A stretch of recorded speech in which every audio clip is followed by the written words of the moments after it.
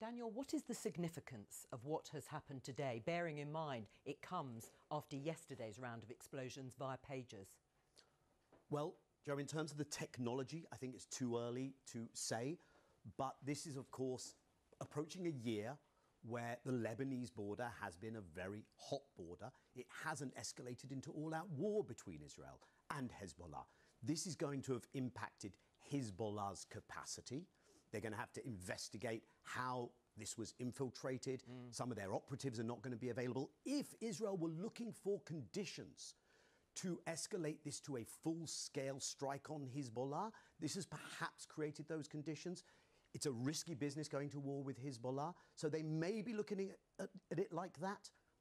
But this could be rest on your laurels. Israel has done this now, and it answers the internal demand. But the other significance, which is really important to remember, goes beyond the Israel-Lebanon arena. This is a new type of warfare. We see mass maimings. This has clearly hit civilians. It feels like a textbook definition of terrorizing people. If you look at that off the back of what's gone on in Gaza, the arrest warrants requested at the International Criminal Court for starvation as a weapon of war, what the International Court of Justice says is a plausible genocide.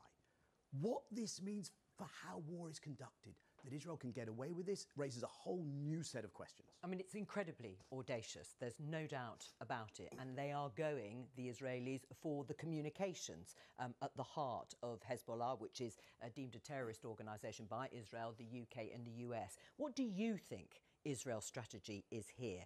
Do they want to escalate this?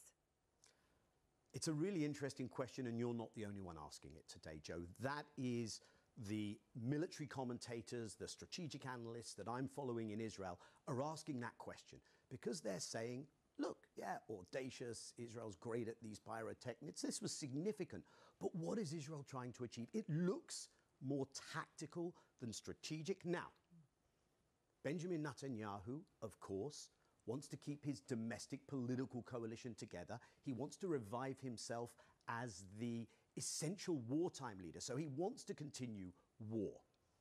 Gaza front, West Bank front, which is intensifying, Lebanon. But what's the bigger goal here? And people in Israel and elsewhere are asking, OK, warfare, diplomacy, politics by another means, but what's your political diplomatic goal?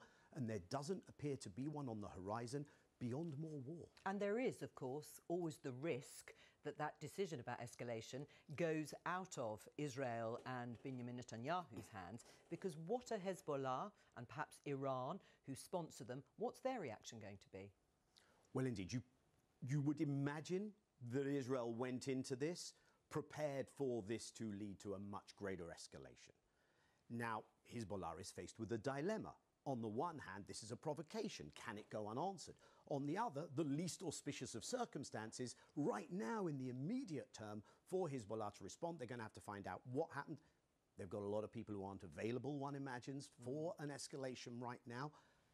Iran probably looks at this. And we've seen over the last months, there's really very little question in the analyst community that Iran is not seeking an escalation. They feel this would be to fall into a trap. But they see Hezbollah as quite an important part of their defensive deterrence posture vis-à-vis Israel. And if they think this might be Hezbollah, to some extent, taken out of the game, they may feel a need to intervene. I must say we're not seeing signs of this yet. Hassan Nasrallah, the leader of Hezbollah, is due to address Lebanon tomorrow. And let's also remember, Hezbollah is a political movement, not just an armed resistance. This may well have unified people in Lebanon much more than in the past. And both Hezbollah and Iran, Joe, are looking at this and they're saying, you know what? Do we have to respond at a time when Israel has been scoring own goals? Because what Israel has done over these last months, as it's conducted this devastation in Gaza, has lost a lot of that diplomatic, political standing, its economy, legally.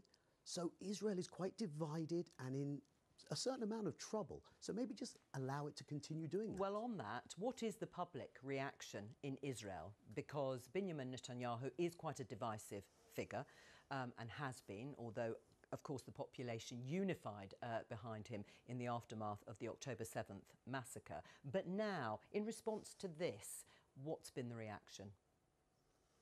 So I think what one would expect, and I think is going to be borne out, is there's a sugar high, right? This is great.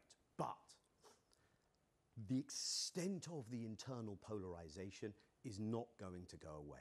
And so what you are seeing and will see is the protest movement that's saying, okay, you pulled this off, but what's the next step? Is this going to allow the displaced residents from Israel's north who've been away from their homes, are they going to be able to move back as a consequence of this? Will this bring back the Israelis being held in Gaza? This clearly isn't going to make a ceasefire or a deal any more likely. So that polarization inside Israel, which isn't about feeling sorry for Palestinians or Lebanese, but it is about which direction Israel is going in. And what you're seeing in Israel, and there were news reports coming out just in advance of this potential escalation in Lebanon, is there is a degree of exhaustion in the military. Elite units are saying we can't serve any more reserve duty. So that division, which weakens Israel, is still there. What about Iran and Israel? The two of them as foes, what happens to that relationship? Right. So Iran and Israel had a very unusual direct exchange of military fire, of missiles in April. But it didn't escalate to an all-out war. And I think the best way to understand that relationship, Iran is reticent about falling into what it sees as a trap. The best way to understand that relationship is if you bring in the third leg, which is the US.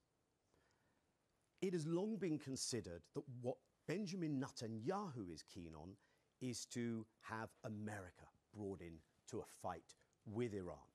Now, the administration has not shown an interest in that. It hasn't shown a great interest in achieving a ceasefire in Gaza because they haven't used any of the leverage they have. But this is the thing that they've wanted to avoid. We're now less than 50 days out from an election. Definitely something the Biden-Harris administration ticket would want to avoid. But they have placed themselves in a trap of their own making.